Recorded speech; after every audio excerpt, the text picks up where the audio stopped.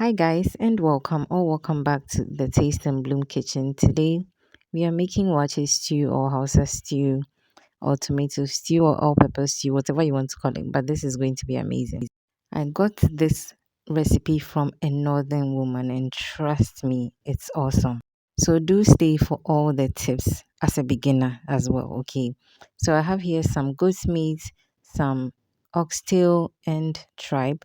I'm going to go ahead and season with some good seasoning and salt, and then I'll go in with some blended ginger, garlic, onion, and a bit of Scotch bonnet. So I'm going to add enough water to steam this meat until it's tender.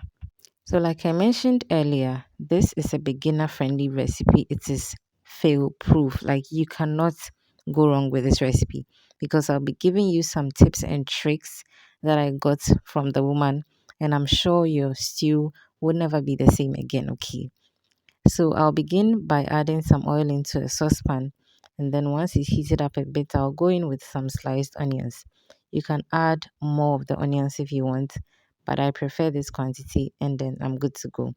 So once I sweat the onions for about 3 minutes, I'll go in with the rest of my ginger, garlic, onion, and scotch bonnet blend, and then I'll give this a toss for say about an extra 3 minutes to release all the flavors into the oil. Then next I'll go in with some onions. Yes, this is blended onions, just onions, okay?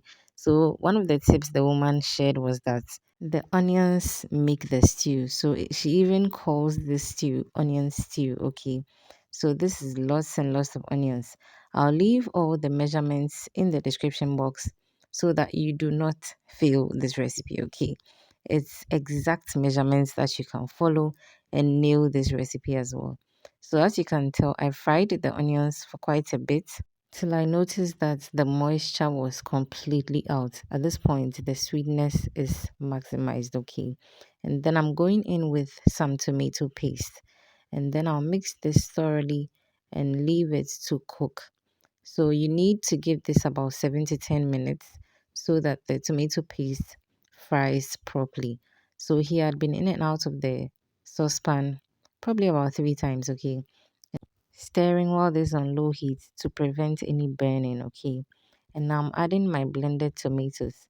So one important tip to note is that you have to de-seed your tomatoes before blending them, okay? Remove the seeds. So the seeds add a lot of moisture to the stew and also contributes to the bitterness of the stew. So make it a point to always remove the seeds of the tomatoes before blending them, okay? Well, basically, it takes a longer time for your stew to get ready. Now, I'll go ahead and season my stew with some all purpose natural spices. And then I'll also go in with some curry powder and then some nutmeg, ground nutmeg. And then I'll go ahead and add some shrimp powder. So I'm not using stock cube. So I'm going to be a little heavy handed on the shrimp powder. And then I'll go in with the stock from the meat.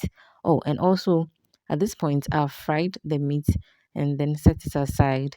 When it's time, I'm going to go ahead and add it to the stew. So certainly give this a very, very good mix.